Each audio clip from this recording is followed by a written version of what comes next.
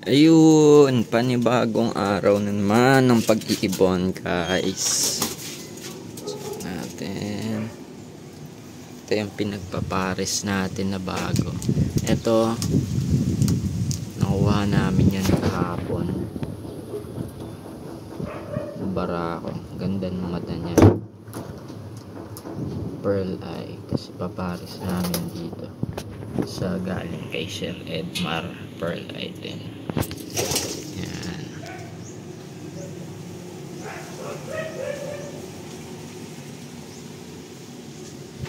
Pakain tayo, guys.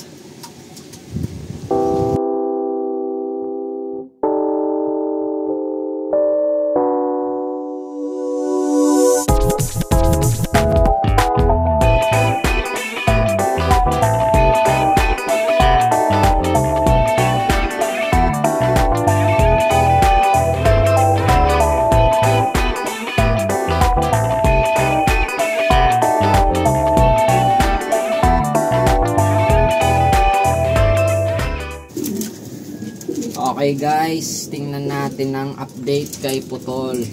Ipapalitan natin yung bandage na. Oh.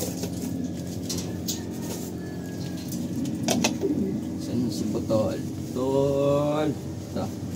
Si Putol.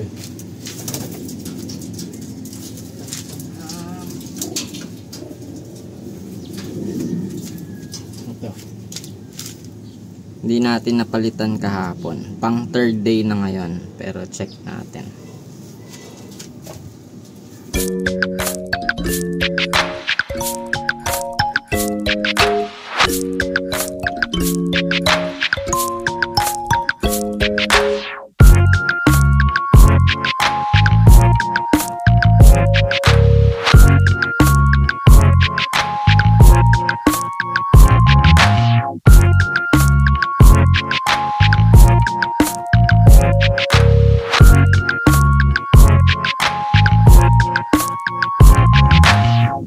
Nung natanggal ko yung balot ng sugat, inamoy ko kung amoy bulok pa. Pero okay na, amoy betadine na lang siya.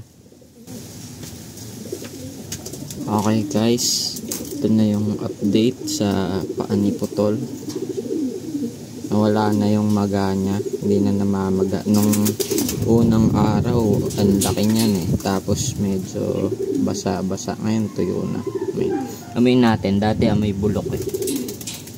Okay na, amoy betadine na, tsaka amoy yung tape ng nurse. Ayan na, ito na eh. Dito yung ano, yung nakakapit na lang, kaya no, medyo kita niya may makintab. Yan, pero okay naman na. Lagyan pa rin natin para mas tumuloy yung paggaling niya. Medyo namamaga pa rin guys, kasi tingnan nyo, ito manipis lang. Ito yung antaba, no? Oh, ito yan eh, ito yan dito banda eh. Tingnan nyo, iba yung size. Konting ano na lang, konting alaga pa. Maano na yan, liliit na yan.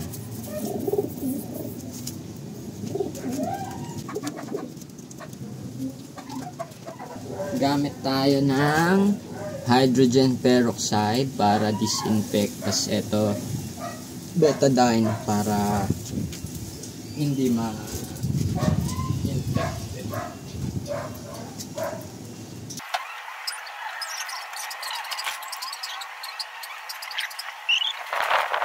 Hanap lang tayo ng pwedeng pagbabaran ng paa ni Putol para bababad natin ng hydrogen peroxide.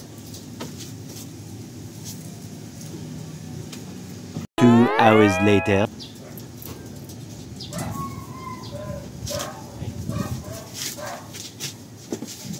Ito na guys.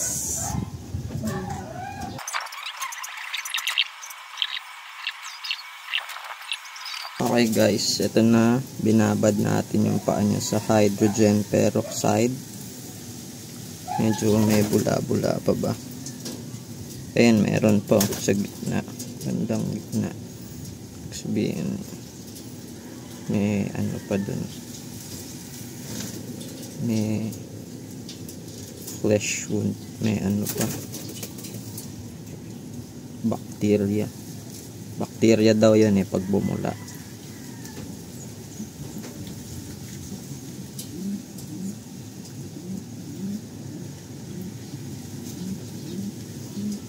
Ayun,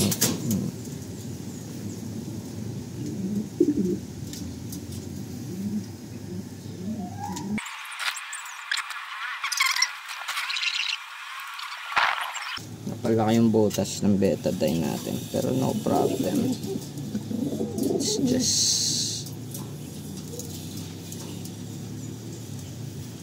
simple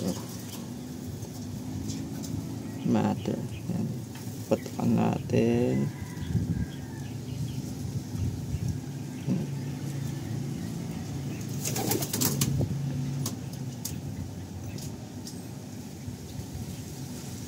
Yan. Oh, wait. Tapos ibabalot natin, guys. Balot natin dito. Ganyan.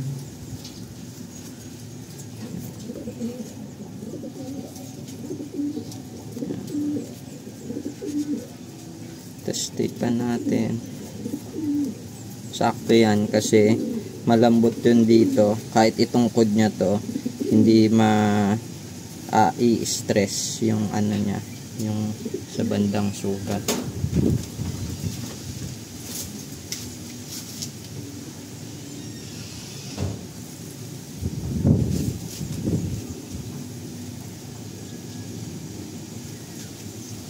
Where is our state?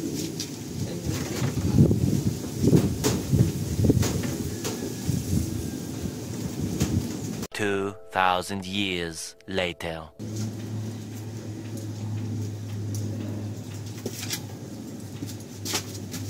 Okay na, guys, nakita ko na yung tape.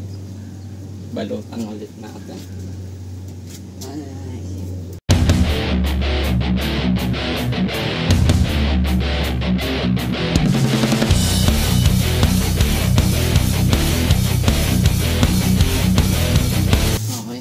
Okay na, guys, sorry for the delay. Ayan na, hindi ano sa buong paa niya kasi maano yung balahibo. Ito yung dulo, so nilagyan lang natin dito. Actually ito na yung ito yung tissue so, hindi siya naka na sa konting balahibo lang. Hindi natin hinigpitan masyado yung pagkaka-roll yun ng tape para hindi ma-cut yung flow ng dugo kasi baka ano yan mawalan ng blood flow. Yun sakto lang para komportable pa rin. Tapos inanon natin, ayan, tingnan, mukhang paa na, diba? Mukhang naka-cast lang siya. Bukas check ulit natin.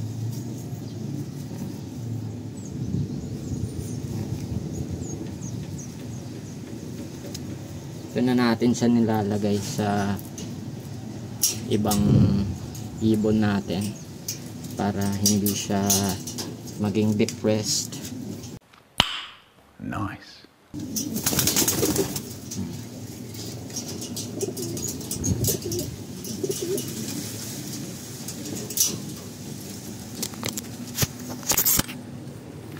Okay na. Eto na siya, guys. Diyan siya tumatambay talaga.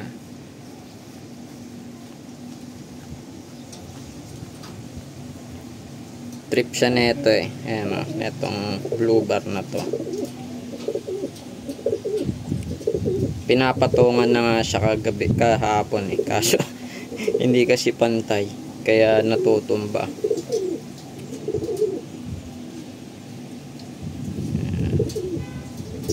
Ito yung mga iba nating ibon. Nilipat ko muna yung Taiwan tsaka itong pinagpapares namin. Yan ba? Tama ito. Kasi may bagong nakalagay dito.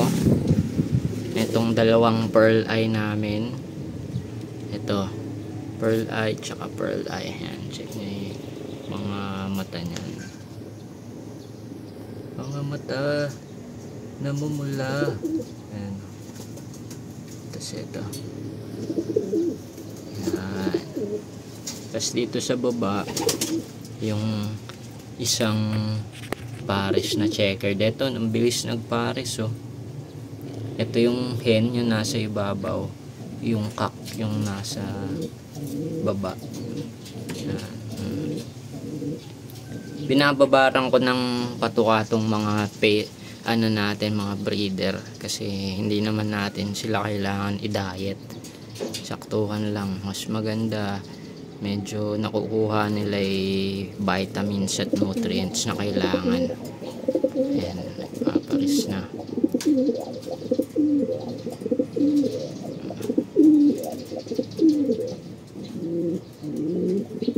Nilagyan ko ng harang tong box kasi may isang barako dito na nanggugulo Ayan.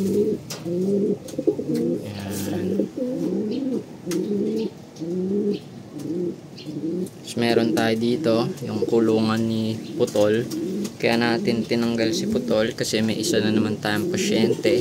Ito binigay lang, may one eye cold, so hiniwalay ko. Ayan. Pero medyo nawala bumili ko nung nung gamot, yung Tirona 25, hindi pa dumadating Ayan. Tirona 25 pa yun. Basta yan yung nakita kong mukhang okay pang gamot ng one eye cold. Ayan.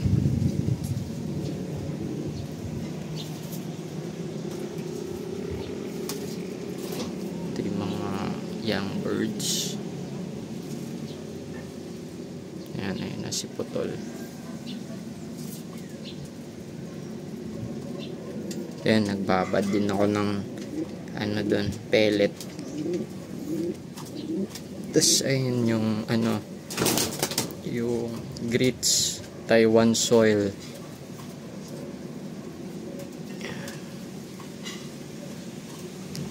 Next week try na nating tanggalin tong cage para try na natin silang pasyal dito sa paligid. Thanks for watching, guys. See you again in the next video. Don't forget to follow and subscribe.